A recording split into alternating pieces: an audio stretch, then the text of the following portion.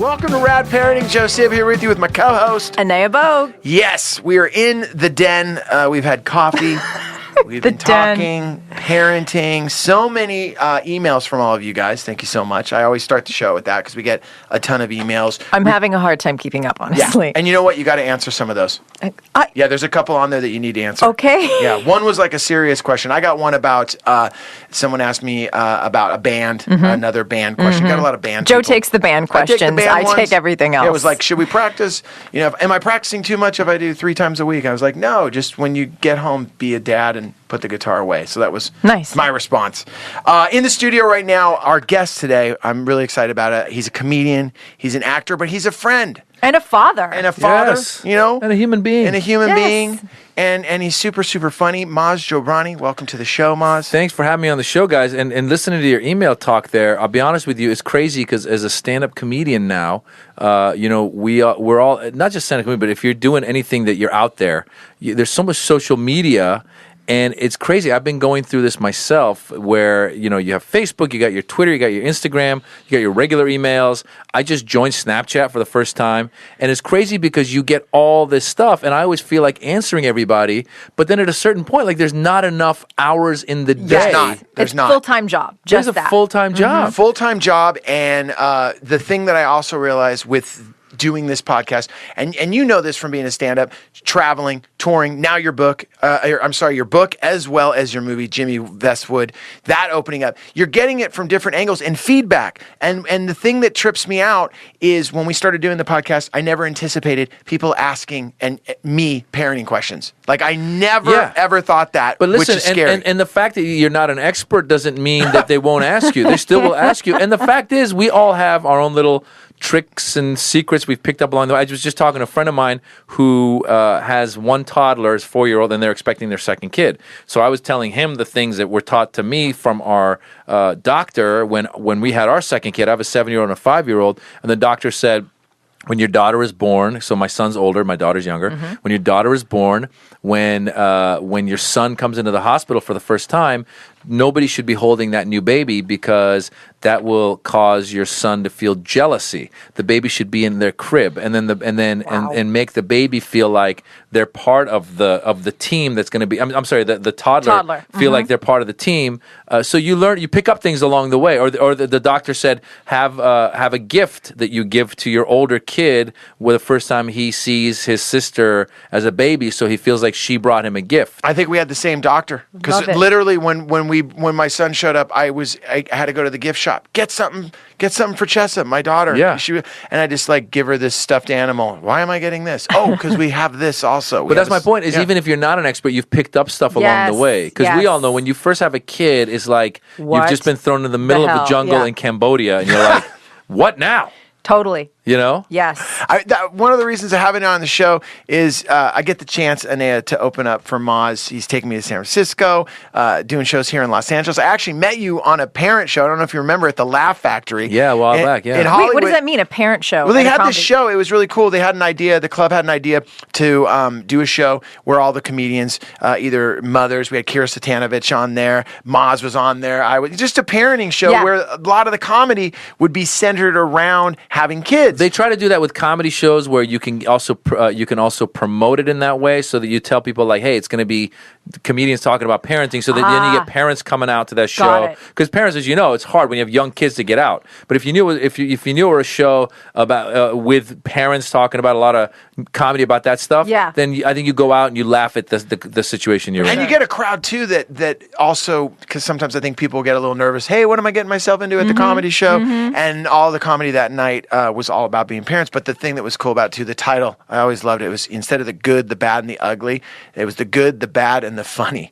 And all the comics up there. And that's how I met Maz. And then I started getting a chance to open for him. And that night, I remember my wife and I, she's like, I love this guy. And he was just talking about so many different experiences at that time with your daughter. And then going and doing shows with you in San Francisco and getting to open up for just the diverse audience that he has in front of him. I was like, I got to have him on the show because the way that you talk about being raised with your dad, and you have a great bit about playing catch or like going to the soccer games and, Well, yeah, and I just thought how about this 'cause different it was. Yeah, I was born in Iran, grew up in America since I was 6 years old. We came around the time of the revolution, and I just I've been doing some bits about how different it was being a kid when I was a kid and how it is now. And my father actually was very he was a great dad. He was very generous and just this gregarious, outgoing human being. But it wasn't part of our culture to really go out and play catch with your son or kick the ball. None of that stuff. Yeah. It was more like, hey, here's $20, go and do whatever you're going to do. Like, get out of here, go play. So part of that comes from the guilt you feel now as a parent. Like I'll be home sometimes and I'll be going nuts with all the emails and all this stuff. And it's still middle of the day. It's like 3 or 3:30 or whatever. And the kids are now home. And I feel guilty because my son's in the back playing on his own. And I'm like, Yeah. I should be back there with him. I'm not sure if that was even a thought that our parents had when we were Nope. kids. You know what I'm saying? Yeah, totally. Yeah. They were like, oh, they're the kids. Like, it's just you go play. Yes. Right? They're going to go do their thing and we're going to do ours. Yeah. And, at dinner time and bedtime and then getting up for school, that's when we'll do our thing together. Yeah, like the number of hours or minutes, let's say even minutes, that you were supposed to see your kid and interact with them when we were kids was probably less than an hour. Like the idea was, I'll see you in the morning. I'll drop you off. Yep. And then I'll see you in the evening after I've come home from work. I'll kiss you goodnight, and I'll just see you again the next morning. And then Right. even if we go on vacation, we'll go to the pool. I'll be drinking. You'll be in the pool. Yeah. You know what I'm saying? Which, by the way, the drinking continues. Like when I go, the drinking continues, but now I'm in the pool drinking. Yeah. I swear, this happened like when they were a little bit younger. Now my daughter knows how to swim, but before she knew how to swim, and she was much younger, and my son was just learning how to swim, and so we went to Palm Springs one time, and it was a hot Palm Springs day, and my wife didn't want to get in the pool, and we had our nanny with us, and she's not getting in the pool, so I'm in the pool holding my daughter because she can't swim, right, and keeping an eye on my son. And I see the waitress walking by with this really good-looking, icy-looking margarita, and I'm like, "Can I get one of those?" And yes. So then I drink that, and it's it's flavorful. I drink it. Can I get another one of those? Yes. And I'm just like in the pool under the sun, worried that one of these kids might drown. So I've got anxiety. I've got all this stuff going in with the booze. And I swear to God, we left. We were in the pool for like a couple hours. We went back to the room to change for dinner. I was out. I was like more tired than I've ever been in my entire life. Sun and alcohol. And alcohol. Swimming. And lifeguard. Kids, lifeguarding. You were being a Yes. lifeguard. Yeah. Yep. When you talk about your dad and you talk about him a lot in the stand up and I got to ask you, like, we always say, like, the parenting tools that we have. I have my parenting toolbox. You were given your parenting toolbox. Now raising your kids, the difference. You brought up the guilt thing. I feel that a lot of times. I remember once I was talking to my therapist and I said, "Am I allowed to say that on the show?" I love Yeah. it. We are so in Los Yeah. Angeles between Yeah. nannies and therapists. Yeah, my Welcome. nanny is my therapist. Then my gardener came, Yeah. and I was talking to my gardener as well. But I was talking to a therapist and the lady, and we were having a conversation once, and I was saying, God, I always feel so guilty because, like you said, my son's doing this, I'm trying to do that. And then she straight up said, yeah, that's because you wanted your parents to spend that kind of time with you. And I was like, really? Is that what it is? And I realized sometimes we do feel that guilt, but at the same time, we're raising our kids the way that we want to. Maybe it's different than the way our parents was. But for you, Maz, what did you bring from growing up in Iran and then coming here and then now with your own family? The differences in culture, just being here. First of all, the thing you said about the guilt that you feel, I think part of it also is, I think that we are in a generation where we're taught to be a little more cognizant of our kids growing up. We pay attention. We read stuff. There's research everywhere you go. And so I have a couple things that are in my head. I remember listening to an interview that Mark McGuire, the baseball player, I guess he's in his second marriage, and he said that when he was the first time he was married, he was in the middle of his career on the Oakland A's, and he said that he was so involved with his career that he didn't really get involved. He wasn't as present in his kids growing up.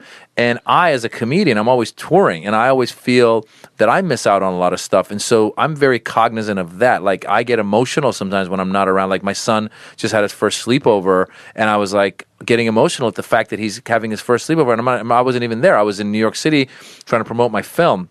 So when I'm there, I try to really be there. I just had, again, this film. I'll tell you a little bit more about it, but basically it's an independent film, and we are self-distributing, which is like it's a major undertaking. So there's a team of us that's like maybe 5 or 6 of us doing the work of like 50 people, and so every day there's so much stuff to do for the film. And the other day my daughter had her tennis lesson, so I took my daughter to the tennis lesson, and my wife was like, I got to get some stuff done, so take our son too, he can do his homework there. And I figured, okay, he'll do his homework, my daughter will be in her tennis lesson for an hour, and I can do some emails. Well, my son came, he's only 7, so his homework lasts like 15 minutes. Right. So then he was done, and then he's like, Daddy, let's play tennis. And he brought some rackets. He brought my racket too. And I was like, buddy, can you just go get hit against the wall? I got some work to do. He's like, oh, come on, Dad, let's do it. And then I was like, you know what? I have to do this. So I put down the phone and I went and hit the ball with him for 30 minutes, even though I was in my dress shirt and, I wasn't dressed for it even. But I was like, I had to do it because I realized, A, this moment won't come up again. Mm-hmm. Totally. And B, he will remember it. If I sat there and I just was like, you go. Right. Even when you do all that stuff, by the way, they still will remember you didn't do it when I would. And you go, well, listen, dude, I was there that one time when I was in a dress shirt. Right. And you got Remember me. that one time? So that's, I think, part of this feeling of guilt and all this stuff, because we realize that the time is limited. We realize it's going to go fast. And it does go fast, man. fast. My daughter's turning 15. My son's going to be 12, and it goes so fast. And I have those moments too. I think all of us do as parents. Where we're like, you know what? I'm going to drop in to this moment right now with my son or daughter. I'm going to make it count.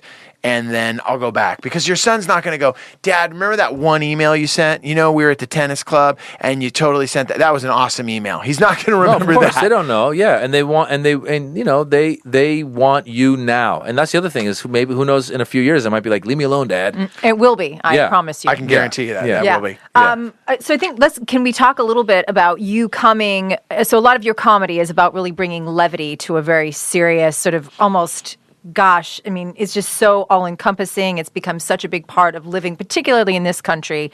I'm hyper aware of it, being born and raised in Canada and sort of seeing the American culture just with a little bit of distance. But can you talk a little bit about what it's been like, not only as an individual to be, growing up as an Iranian person in American culture, and now raising children at a time when there's just such heightened awareness and so many negative stereotypes? Well, first of all, the reason I think that it's a big issue in America is because America really is a melting pot, right? Because like some countries don't have this much diversity. Mm-hmm. There's always somebody who's being persecuted in the sort in every country. But America, we are faced with all this stuff. I was born in Iran, grew up in America. I'm very Americanized in the way I see myself, but I also hold on to the Iranian culture in many ways. I came late '78. The revolution happened in '79, revolutionary Iran, and then the hostage thing happened. I think it was either late '79 or early '80s, and it went through '81, and it was 444 days or something like that. And I remember as a kid when I was in the 4th grade, I got picked on by a 6th grader who called me an effing Iranian. Wow. That's what they used to do. But for me, I've talked to other Iranians, and they said they had it a lot worse. Like, people were getting beaten up, people were getting killed. I mean, it was crazy. Even my Arab friends, Arabs are different than Iranians, and there's different Arab countries in the Middle East, and there's Arab countries there's Arabs in Egypt, which is an African country. So, but I have Arab friends who've said that they were being called, Iranian back then too, because it's just basically like more of the same as today, like where one person or one group does something, and then people take it out on those people. And the funny thing is, the people that get caught up in the patriotic fervor never step back to think about the fact that me as an Iranian in America, or my family as an Iranian in America, we had fled the revolution. So we had fled that government. So we were against that government. Yes. And yet they were giving, they go after you. Yes. The same way now, for example, where you have, you have something happen like in France and then San Bernardino, then you get some right-wing politicians calling for a ban on Syrian refugees. The Syrian refugees had nothing to do with that. And they go, well, what if some terrorists slide through? Well, the fact is, from what I've heard, the process of bringing refugees over is a very long process. It's very involved, and they really do background checks. And the other fact is that the shooter, San Bernardino shooter, the guy was actually an American citizen, and then he'd married this woman and brought her over here. So, if anything, I think nobody thinks about, a lot of people get caught up in this patriotic fervor, and they don't think about the fact that really the danger are people from within. And it's not just people joining terrorist organizations. We have people that are unstable in many ways who might be tied to Islamic fundamentalism, or they might be tied to Christian fundamentalism. The guys, there's been guys who go and shoot up a Planned Parenthood who base it on, God or whatever. Sure. So they don't think about a lot of that stuff. So I think part of my comedy, I was a big fan of Eddie Murphy's as a kid.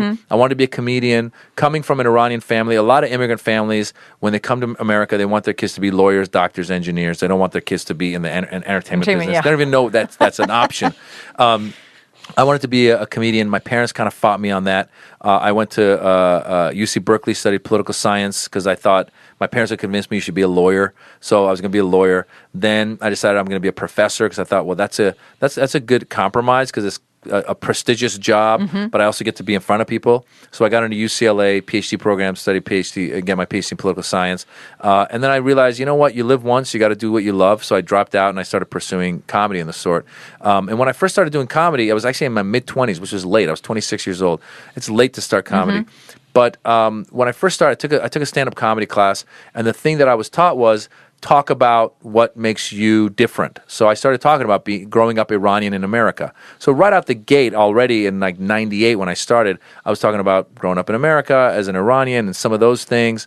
And then once September 11th happened, I realized that it was even more important to talk about some of those issues because I saw that the Bush administration used the September 11th attacks to go into Iraq, which had nothing to do with those terrorists. So I was like, wait a minute, there's a lot of hypocrisy that we need to talk about here. And so what happened was me and a couple other Middle Eastern comedians, Ahmed Ahmed and Aaron Cater, we ended up being, and this other one, Dino Bidella, we ended up putting together Axis to Evil comedy tour, which then premiered on Comedy Central in 2007. And it was one of the first times you saw four guys with these backgrounds on American television. And I was saying, like, I always jokingly say, like, we weren't blowing ourselves up. We were telling jokes. Right. So it really was a step in the right direction. And we got a lot of feedback from people saying, we got emails from spouses of Marines saying, wow, this is great. Like, I'm happy you guys are showing this side of people of the Middle East. And it wasn't just us being on stage, but it was our audience. The audience had a lot of people of Middle Eastern descent who were laughing. And so it was this thing of people. I mean, I think I ended up on a Sean Hannity chat room where one person wrote another guy, like, I never knew these people laughed.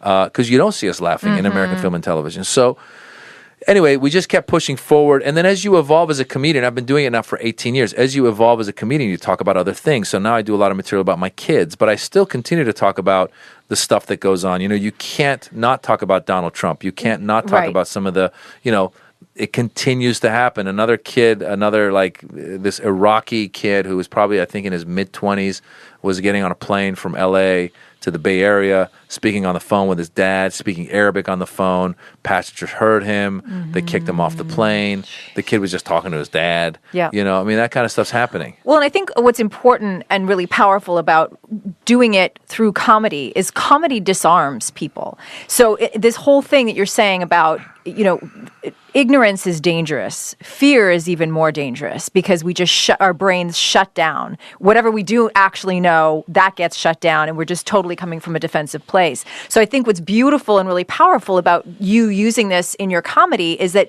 you're going to have people that will actually hear what is going to be valuable and is going to help this sort of whole, like, people being more conscious about what is actually happening versus how the media is spinning it or how narrow-minded politicians who have an agenda are spinning it. Yeah, I keep saying, like, I was on a panel with D.L. Hughley, who's another comedian, who said that comedy is like giving people their medicine, but in orange juice, so they don't taste it.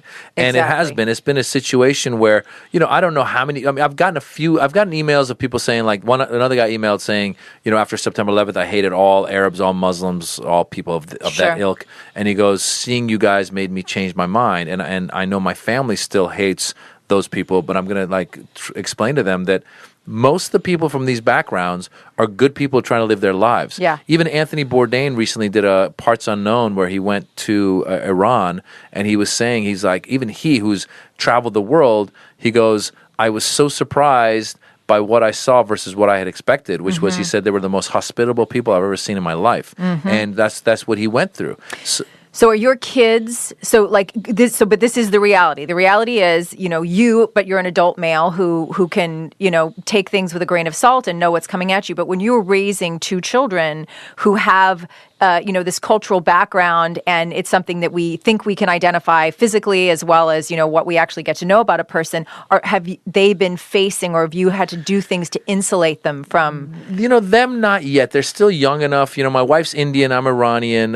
We both grew up in America. We're very Americanized. Both the kids were born here. So, and the school they have is a very good school where it's a diverse school, and they actually celebrate their diversity. I mean, my son has been encouraged to go online and look at how to write certain words in another language. So they're really faced with that. I mean, it's funny because, they identify as Iranian and as Indian, but probably also as American. And they're not at the age where someone's going like, hey, 7-Eleven dude, they're not getting that yet. I think, I don't know if that, it kind of gives me a little bit of hope to see mixed marriages. Our neighbors' kids are half black, half white. And I have no idea what the ratio is, or what the statistics are, but I feel like there's more interracial marriages, and I think that brings us closer. I agree. And, to that very point, and this is kind of why I'm asking about your experience with your children. So my daughter, my daughter's of mixed race. My husband is black. And I was on Facebook couple of weeks ago, and we're flipping through, and she saw this image that had been posted on Facebook, and it was these three women in white T-shirts with red lettering that said, like, "Keep America White." I think those were the three things. And she looked at it and she said, what is this? And I started talking to her about, Donald Trump, because it was a thing related to Donald Trump. And she said, well, what about Daddy? And what about me? Oh. And I thought, oh my God. So here it is. There it is, right in front of you. Yeah. And so we started to talk about that. And I thought, I could have downplayed it, or I could have, and it wasn't that I wanted to inspire great fear in her, but I thought this is how it begins. And this is going to give her a sense of how she's looked at and where she fits into the scheme of things. Yeah. And I think that we have to be aware as parents so that we can be proactive. It's not even about like having to go overboard and insulating them so much that we start, helicopter parenting and overprotecting them, but being aware of what they're hearing and how that's going to impact the way that they grow and they see themselves. Yeah, one of the bits that Maz, you had in your show, because I got to see it every night, and it's crazy because I've opened up for other comedians, and generally you don't. You watch the headliner set, and then you see it maybe Friday night, and then you're like, or Thursday night, and then you're like, oh, cool, Friday I'll cut out. Maybe I'll catch you again on Saturday. So I'd sit there and I'd watch you every night because I want to learn. But I noticed it was different stories and different things. But you had this one bit and it kind of reflects on just different influences in the household about I think a young kid that came to visit your family, and you take her. Can you maybe elaborate on that? Because that was a snapshot of you have your family, the way you've raised your kids and what they know. Yeah. And then a young boy comes to visit you guys, and he's been raised differently. Yeah, it is interesting. So first of all, what you were just talking about, your daughter seeing that, what's interesting too is we live in this era now where they're exposed to so much, it's really hard to keep them away from it. So my son had brought up, I guess my wife had CNN on, and W. Kamau Bell has a new show on there called what's it called? The United Colors of America, or something like that. And he's a black comedian, and he goes like to Ku Klux Klan territory and interviews Ku Klux Klan and stuff like that. And I think that my son saw some of that, and he was like, yeah, these people were, they weren't into black people and blah, blah, blah. And I was like, yeah, there's people out there that are like that. And they've also learned about Martin Luther King and Gandhi, and that stuff is really good. I was also trying to explain to him about doing what you love doing, and also taking care of yourself and being in a place where then you can influence then the people around you, and then if you're lucky, you can influence the world. And he was bringing up like Martin Luther King and Gandhi. But the joke is it's based on truth. What happened was the movie Annie was out a couple years ago with the black actress, The new version. the new version, and I was taking the kids, and I took my son, my daughter. In the joke, I say it was my neighbor's kid, but he didn't come. His cousin came, as well as my nephew. So it was the four of us. And so my neighbor is half black, half white. His cousin is a white kid from Wisconsin, and good kid, 6 years old at the time. He was 6. Very sweet kid. I mean, they're all sweet. Like they're just kids. They're kids. And we went to go see Annie, and it was kind of funny. I did not expect this at all. So we go into the bathroom to wash our hands before the movie. We're washing our hands, and an Indian Sikh walked in with a turban on, and he washed his hands and he walked out. And my nephew, my daughter, my son didn't even notice anything. The kid from Wisconsin, he like lost his mind. He came up to me. He's like, "That guy was ISIS." And I go, "What?" He goes, "That guy with the turban was ISIS."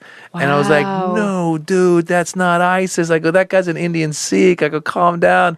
And he was like, you could tell, like he'd been wherever, back in Wisconsin, wherever he was. Yeah. He'd probably seen it on Fox News. Yeah. And it had stayed with him. And it was funny because I for the purposes of the joke, you got to change a little bit, and you change the punchline. Mm-hmm. The reality is what happened was then we went to sit down in Annie, and we're watching Annie, and I swear to God, this Indian dude got up like a couple of times to go maybe pee or get something. Every time he would walk by, I would look to the side. I would see the Wisconsin kid just like, staring at the dude like, what is going on? Like he was still afraid. Yeah. And I had to calm him down. I was like, it's all right, buddy. And you can't blame him because with the media portraying that fear and pushing that on him, he's just like, wow. And I've never met anyone like that before. Yeah. And doesn't understand the difference and sees it firsthand. And then once again, you have your kids that are like, well, my kids hadn't seen, like I try to keep them as much as I can, like away from adult news, TV stuff, because it's crazy. I mean,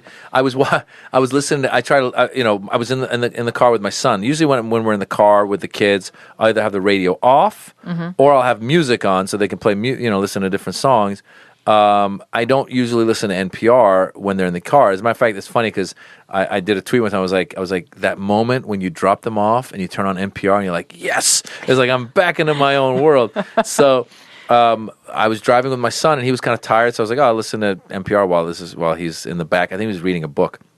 And it was when there was these 3 guys had escaped from a prison in Orange County, and it was end of last year, and they were off somewhere in the Bay Area. There was this big manhunt going around, and one of the guys was this, I think, former drug dealer who had somebody owed him money, so he had taken that person out into the desert and done something like cut their penis off and then set them on fire. But on NPR, they go, who allegedly had cut their penis off and set them. And it's funny because my son was in the back, and then he was reading a book. He's like, he cut his penis off? And I'm like, oh, no. Yeah. Any dude at any age hears that, and they're like, wait a minute, what's going on here? Yeah, everything else stops. Yeah. And he's like, why would he do that? I'm like, no, buddy, it's a criminal, and this guy was a bad guy. Turned off. We're going to go back. Yeah. No, it's like, I didn't expect that to be in the news.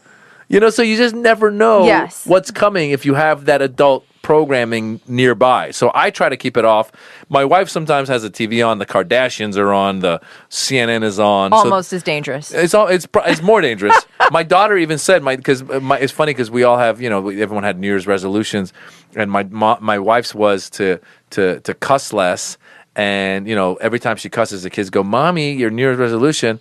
And then my daughter the other day, she goes, Mommy's New Year's resolution now is to cuss less and to watch less Kardashians. Because she goes, because they say bad words. I was like, yeah, buddy, I know. Do you ever feel that you do not have enough time in the day to do what you're supposed to get done?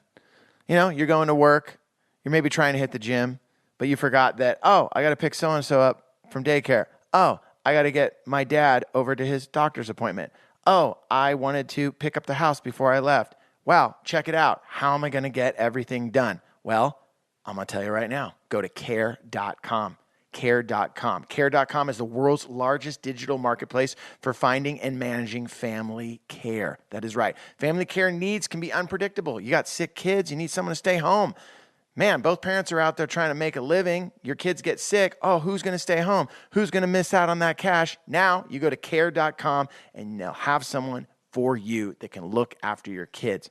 Don't stress your life away. Seriously, most working parents worry about their kids every minute of the day. You're more at ease and more focused when you know your kids or your parents or even your pets are well cared for. Best part is this, Care.com provides access to a variety of background check options you can purchase to help make sure that you're making the best hiring decision. That's my favorite part right there. They're letting you know there's a million different things for you to check out on the background check options so you know who's going to be there with your kids or with your parents or with your pet taking care of the situation. Care.com. Check it out now. If you go to Care.com right now, you ready for this? To save 30% off Care.com premium membership, visit Care.com/Rad Parenting when you subscribe, and you're going to get 30% off.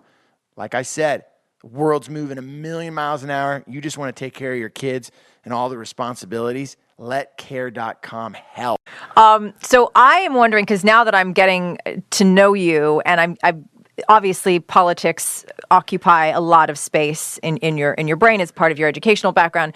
So as you look ahead, so they're a little young now, but as you look ahead to being a parent for whom politics occupies a lot of space, how do you imagine raising your kids so that they will be thoughtful, but in their own right, like figuring it out on their own? Yeah, or not. Listen, maybe you have another agenda. I think a big part of it is it's before politics. It's like I want to teach them sympathy. I want to teach them to be altruism if I can, So for example, Joe knows, the owner of the Laugh Factory, Jamie Masada, who's a sweetheart of a guy. Every Christmas, every Thanksgiving, he feeds the homeless and others who might not be able to afford a meal at the holiday time. So I take the kids down to help out and experience that. I talk to them a lot about appreciating what they have. I had, when I was a kid, my grandmother, because I always say, I was born in Iran, which is a Muslim country, but my family, we weren't really that religious. And I say the person, the closest person to me that was semi-religious but more superstitious really was my grandmother, who would say things like, when you're getting in a car, say a couple of prayers, and if there's a car accident, nothing will happen to you. And I'm like, I don't know if that's how it works, or she used to gamble. She'd be like, whenever I go to the casino, couple of prayers, have a good, win some money. I'm like, all right. So I love it that those prayers are answered at the casino. Yeah, if I'm at Commerce Casino, wherever you are, I'm in Vegas, it's going to be answered. Yeah. So she taught me when I was a kid, she said, if you see somebody that is less privileged than you, say these prayers, if you see someone in a wheelchair or someone who's blind or someone who's poor. So as a kid in the streets of Tehran, again, I left when I was 6, so I must have been 4 or 5. I would see somebody and I'd be like, look up in the sky, thank you, God, for giving me what you give me, thank you, God, for you have to do 7 times. And that was the thing. She said that's what you get. So that's the magic. That was the magic. And I just would keep doing it. And it's amazing because to this day, I still, when I see somebody less privileged, I still am thankful for it, and I try and be sympathetic about it. So I've taught my kids now to do that. So my son recently, I forget what it was, we were driving and there was somebody, maybe they were in a wheelchair or some sort of crutches or something, and he's like, Daddy, look. I think it was I forget what his thing, maybe it was a homeless guy. He's like, Daddy, look. And I was like, oh, buddy, yeah, I feel bad. And he's like, and he goes, I appreciate what I have. And I was like, that's good to know. Nice. So really it starts from there. Right. And that's why my politics are the way they are. I was going to say, that is so connected to politics. I'm very liberal in the way I am. So when a politician like Trump or Cruz comes out and says, let's keep the refugees out, I go, hey, man, we are a big reason, a big cause of the mess. And these people, if you guys are claiming to be Christians and good Christians, well, Christianity says accept these people. We should open our doors and help these people. And you see the pictures and you hear the stories, and these people really need the help. So I'm of the mind of let's take away from military spending and give towards these people and our education system and all this stuff. I'm very much against continuing to create weapons that will harm people. and I don't get it. Like I don't understand the obsession with our spending for the military and For our destruction. spending for destruction and guns and how un-American people consider you if you actually say that. They go, "What is wrong with you? God damn it, we need to defend ourselves." Well, we have a military that could like destroy the world, I don't know, 100 times over. Like, do we really need more? And I understand defending ourselves. There was a great documentary I saw. It was called "Why We Fight," and it was this documentary with Eisenhower warning us about the military-industrial complex. And we really are in this situation now where we have these weapons that we make. The weapons manufacturers have major influence, and we have these weapons sitting there, and we go, well, we've got the weapon. We should either sell it to a country that can use it, or we should use it. And that gives you cause to go to war and continue to go to war and continue to destroy. And so my politics come from a place of, I think, sympathy. My politics come from a place of like being, I really am not nationalistic. You know, when people say I'm proud to be American, I'm proud to be Iranian. Yes, there is some pride in that, but I also see the faults in those countries. I see the faults in our background. So I just try to say, you know, just teach some sympathy as much as I can, and then let them figure out the rest from there. Right. Yeah, the thing I noticed too at your show is that as much as it's a comedy show and you're up there for an hour and you're making people laugh, you really do leave with a different sense and a different look at what it might be like being from Iran and being, you know, here in America, and just the differences between the different cultures. Have you ever been out on the road, Maz, and maybe performing in different cities where there's after a show someone's not getting the jokes like the people out there? Is there ever any pushback at all? Because I could imagine right now, I mean, what you're talking about on stage and the jokes that you're doing, you know, those are hot topics with a lot of people. And as Anea brought up, you know, you're definitely going into that zone that a lot of comics wouldn't go into. You know, they don't want to throw up those topics that are, I guess, hot topics. Yeah, well, you know, first of all, I think you talk about whatever interests you. So if you're somebody who's, you know, single and dating, you're going to talk about that stuff. If you're, you know, like that, again, that's why a lot of my material does deal with kids and stuff now, because they're in my life all the reality. time. And yeah, and so they're young, and I'm running into stuff, and there's always new material on that. That said, I continue to be interested in a lot of the political stuff.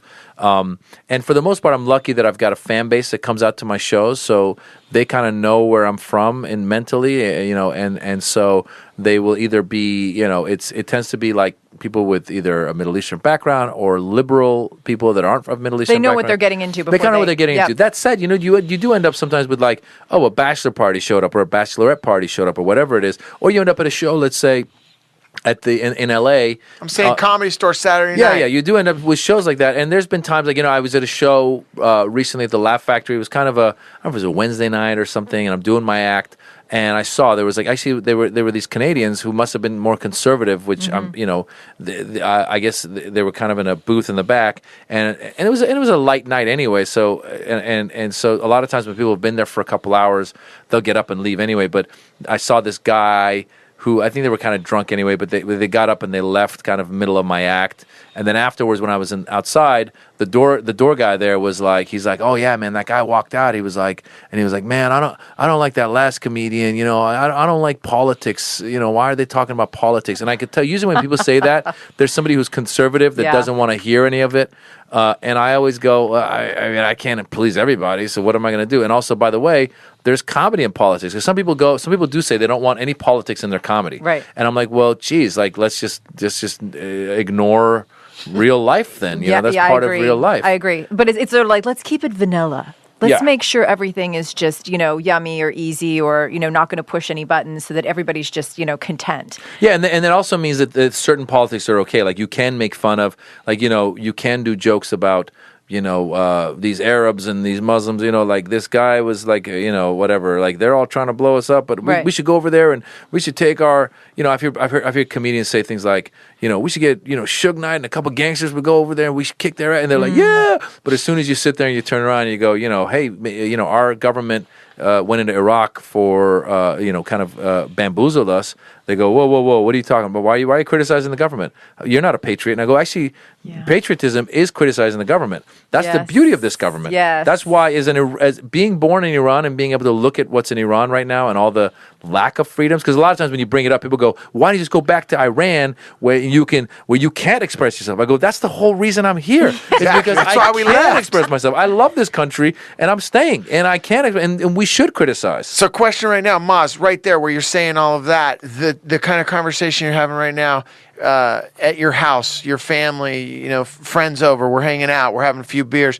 These type of conversations, are you having them in front of your kids? Are they growing up with dad talking about this stuff? I talk about if it's an issue, if it comes up. I mean, that's not always. I'll be honest with you. Right now, I do a joke now where I go, the world is so different. I go, when I was a kid, we used to have to play with the kids of our parents' friends. Now I got to play with the parents of my kids' friends. So really, at our house, usually it's other parents, and the conversations tend to be around parenting and our kids, and then maybe we get into like, what are you doing these days? And somebody maybe is, I don't know, a money manager or whatever, and we get into stocks or something. I don't have any friends that are frontline politicians, so we don't really get into. I mean, obviously Trump will come up from time to time.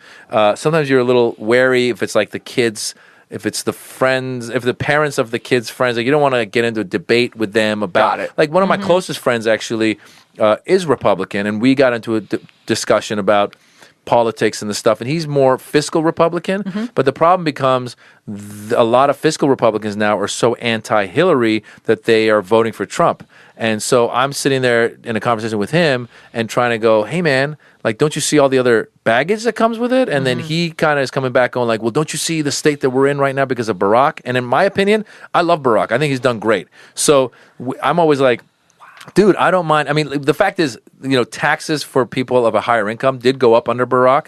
So I sit there and I go, I'm not happy about paying the extra taxes, but I feel like there's been so much good that's been done that I'm willing to. But you're willing to pay the extra taxes. I'm willing to pay the extra taxes. So sometimes when those conversations come up and it just gets exhausting, I just go, ugh. And I also don't necessarily have it around my kids, But it's not that I would stop, it just depends. We're always aware as parents of what we're speaking about. If we're if it's adult content, is it appropriate or inappropriate, over their heads, whatever. Exactly. What about with all the traveling that you do with your career?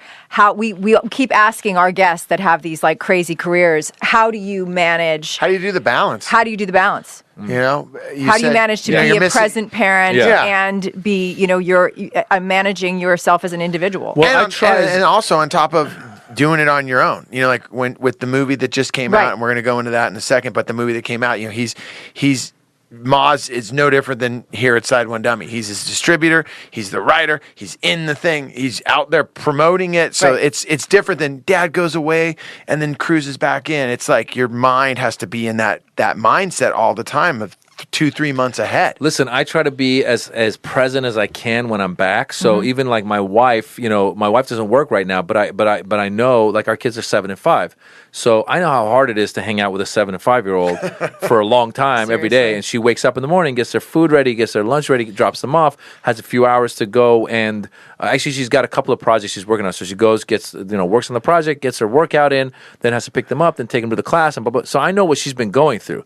So when I come back from the road, I'm always like, let me take over, I'll do it, blah, blah, blah. Now, sometimes that works, sometimes it doesn't, because sometimes what will happen is I will book the earliest flight back on a Sunday, and I've been gigging all weekend, and by the time I fall asleep on Saturday, and like sometimes when I come back from Saturday, like when I come home on a Sunday, I actually like being on the East Coast because I'll get a 5-hour flight that I can sleep on. Right. Whereas if it's like a 1-hour flight, I'm like, oh, I'm useless. Like, what was the point? So she actually said a couple times, she said, why don't you just come back on a later flight and sleep in?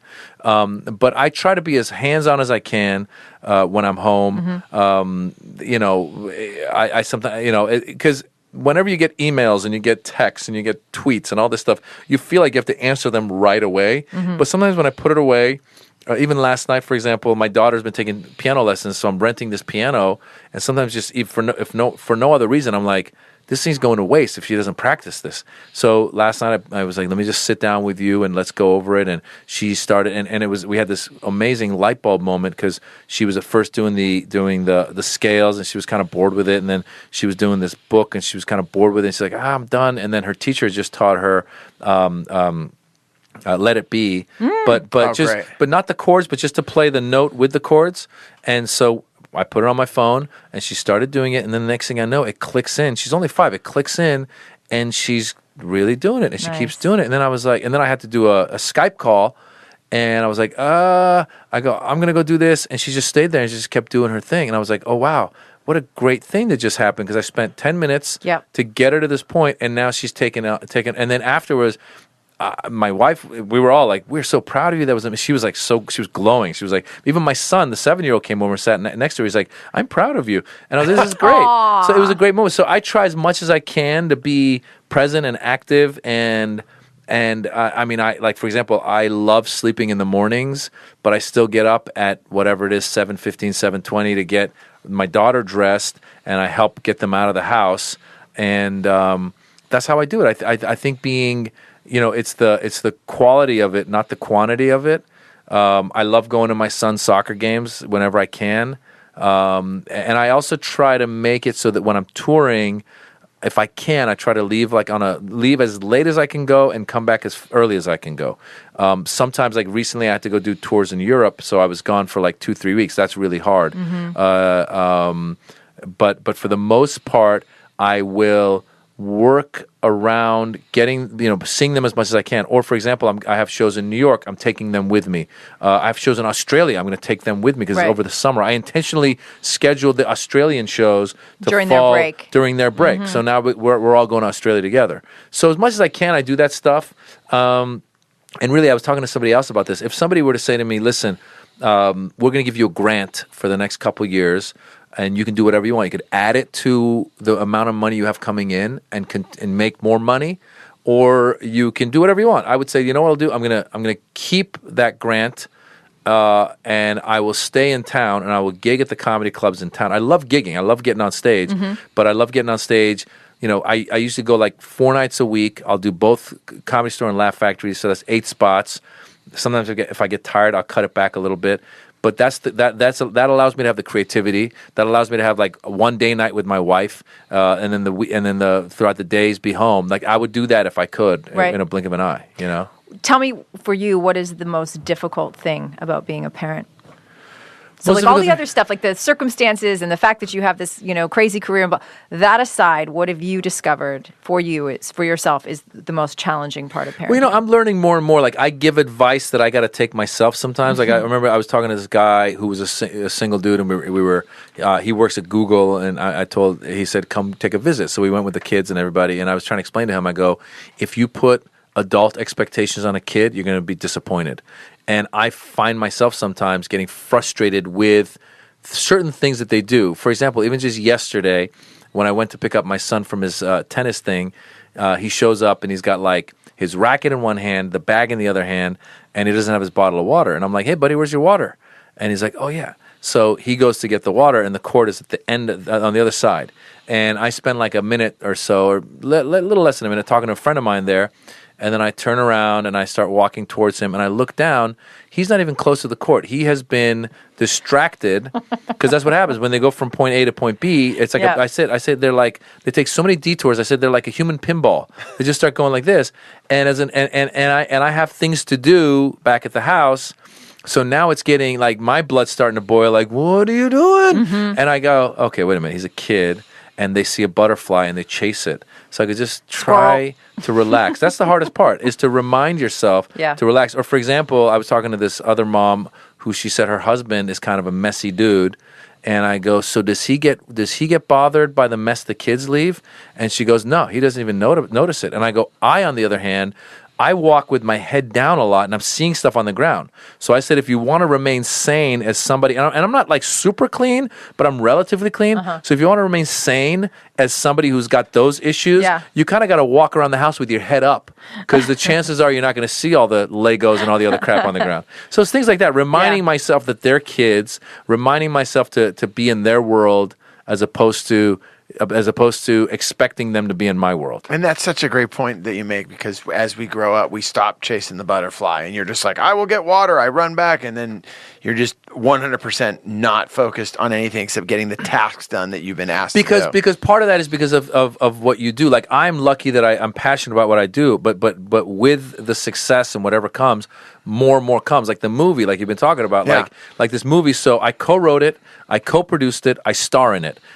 That was in itself, like working on it was 18 days. We did 3, it's an independent film. We raised the funds. So we did 3 6-day weeks in Los Angeles, so 18 days in LA, and I star in it, so I'm in every scene. I co-wrote it, so I have to be there anyway. I'm producing it, and what would happen is I'd wake up at whatever it was, like 5 a.m. to be at the location. We would film all day. I'd come home at like 6 or 7.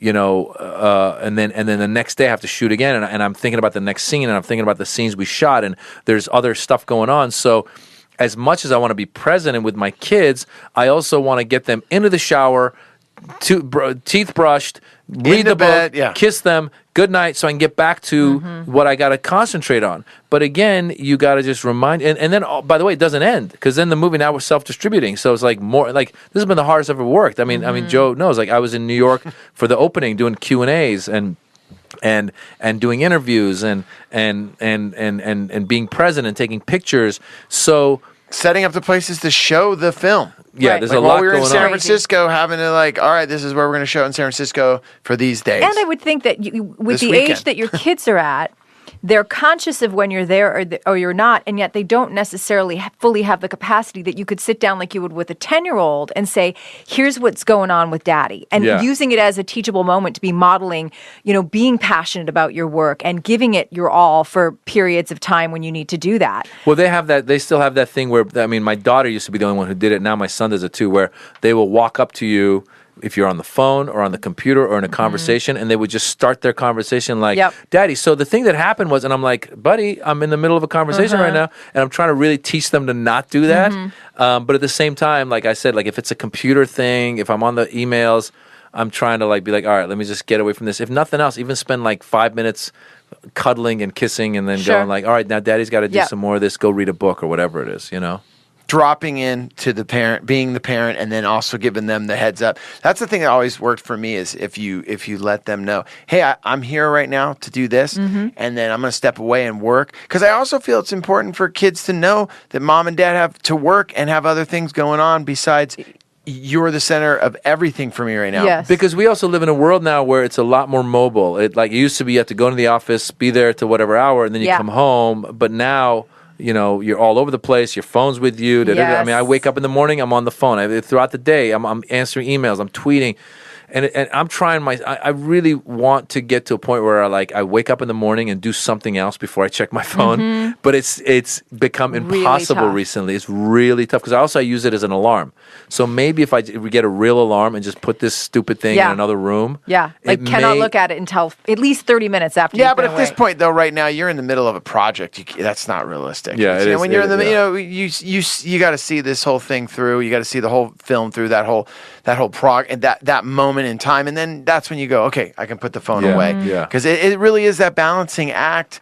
And as we've talked to musicians on the show, and different people in different careers, it's finding that moment, and Anea said it in one of our shows, the sweet spot of just finding that and being that parent that's present, but also able to continue moving forward in whatever work that they're doing. Exactly. That's the tough thing. That's the tough thing. I know a lot of listeners right now, and for the people listening, we're talking about movies and comedy, but any job that you have, whether you're selling insurance, whether you're working at the store, driving the truck, trying to sell something, everyone knows as you're just trying to put food on the table. Yeah. And the thing is that, and I've realized this, is that a lot of times the thing with me is I'm there physically for my kids, and I am getting them into the shower, and I am getting the meal ready, and I'm having the conversation with them. But the thing I've had to work on is mentally stopping for a second and being there, and not thinking in my head, oh yeah, I'm going to San Francisco with Maz tomorrow. I got to still pack my bag. Oh yeah, hey, I got to follow up with everything that's going on with AJJ at work. Oh, we're doing a Rad Parenting, and you can, because they feel that. Absolutely. And I think we underestimate. Absolutely. Like they know when we're fully present, and we've talked about this a lot in the balancing act that any parent plays. I think we do our children a disservice when we don't remember that we're modeling for them. And so we want them to one day be individuals who both have a passion they're pursuing and be parents, not just one or the other. And by becoming conscious of us doing that ourselves, we will pass that on to them. There's also, again, we are all so we're almost victims of technology, in that people even the idea of people going like, oh, I'm going to videotape you right now with my kid, and let me put this on Facebook. Well, that just took you away from your kid. It's like, I know. If you're going to videotape it, whatever, do it, but stick with the kid. Totally. It's so much. And then they stick it, and then they put it on, and now you're with your kid, but now you're like, oh, look at this. How many likes I'm getting? Yeah, look at the likes. Look at the auntie. And then if you don't get the likes, you're like, hey. Nobody likes my kid. Let's do this again. We need another take. Come on. Hey, I got to ask you this, Maz, before you split. Do your kids come and see you do comedy ever? Yeah, they love coming to my shows. They actually I've brought them on stage before. now they've gotten used to it. So if we do a big show and they're there, they'll be like, can we come on stage? Yeah. They're getting 5 at the top of the show. Hey, dude, it was great. No, it was great. I just did the Kennedy Center, which was huge for me, and it was this big show, and they both came, and then they were like, are we coming on after? And I was like, hey, yeah, definitely be there. And I had this band that opened, and then the band was going to close at the end, and I was going to like do background singing with the band.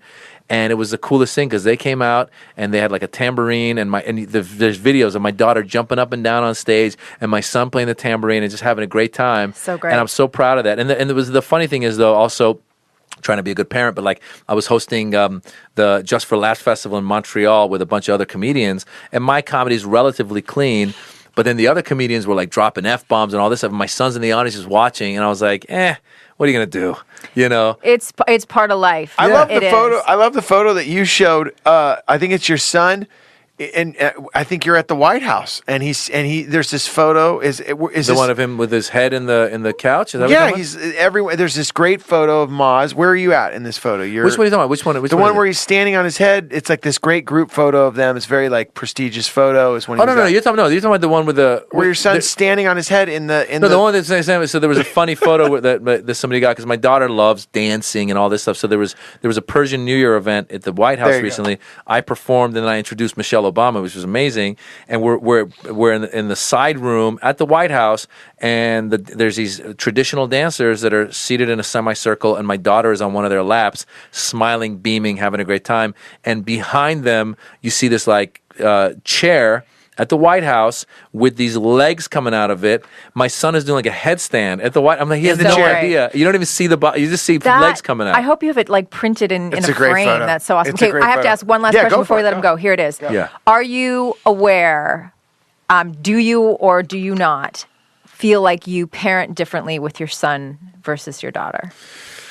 I'm not aware if I parent differently with my son and daughter. I try to be pretty even across the board. I mean, when it comes to activities and sports, I try to be there as much. I mean, like for example, I haven't taken my daughter to her dance classes as much because I think they're kind of earlier. But if I've had to take her to the gymnastics, I'll take her to the gymnastics. I love watching my son play soccer. My daughter has wanted to play soccer, but I'm not sure if she's into it yet. I'm all for signing them up for more stuff, but they also are I'll watch her play her tennis. Mm-hmm. I'm trying to think if I was the same expectations, the same language, the same. For the most part, I try to be even with both of them. I expect them to be good people. I talk to them about not being litter bugs. I talk to them about conserving water. Get out of the shower. Let's go, buddy. Come on. How about your daughter, like the sense of your daughter being able to create her own path in the same, because we sort of do it by default with boys because our programming is such that like this is what boys do, and we tend to I think sometimes subconsciously go, oh, but my daughter will kind of be along for the ride as opposed to making her own path. I encourage her to find. I encourage all of them, like my son, my daughter, as well as my nephew. I encourage them to find what they love doing. So my daughter is she's pretty good with like art. Like she'll focus on the art. She loves music. So I'm telling her, hey, do it, get into it. If that's what you love doing, then go for it. And I try. I don't think I'm pretty even with both of them. Yeah. Great. I'm not really surprised. Yeah, You well, seem like a thank pretty you. cautious Thank dad. you. Yeah. Maz, thanks so much for being a part of the show. Yeah, thanks so guys. much. So in case anyone's listening, they want to see the movie, we're an independent film, so you got to say the name of the movie. Yeah, Jimmy Westwood, American Hero. That's like the word Westwood, but with V's. Westwood. And the reason is because Iranians can't say their W's, and the guy lives in Westwood, so he says, I live in Westwood. I describe it as the Persian Pink Panther meets Borat. It's a silly comedy, very Austin Powersy, very Pink Panther-y. I think people will like it. I recommend it for 13 and older because there's some adult content in there. But people can go to jimmywestwood.com to see if it's in their city, because we're going kind of city by city. And we've done well so far in LA, New York, Toronto, and DC. And depending on how we do, I say we're kind of like a month-to-month renter. Yes. Like depending on how we do, they renew us. So they've renewed us for 3 weeks already. We got like 92% on Rotten Tomatoes. So hopefully people will check it out. JimmyWestwood.com. If nothing else, they should see the trailer. And if they like it, go see it in the theaters. Yes, awesome. Thank you so much, Maz Jobrani. Awesome show. Finally got him in here. We had been talking about it, made it happen. Love it. I want to thank everyone once again for all of the emails. Keep them coming at radparenting@gmail.com. Like us on Facebook, and we got more shows coming up. More parenting all ahead of us. I got to thank Anea and Maz. We're out of here. My name is Joe Sib. You ready? Late.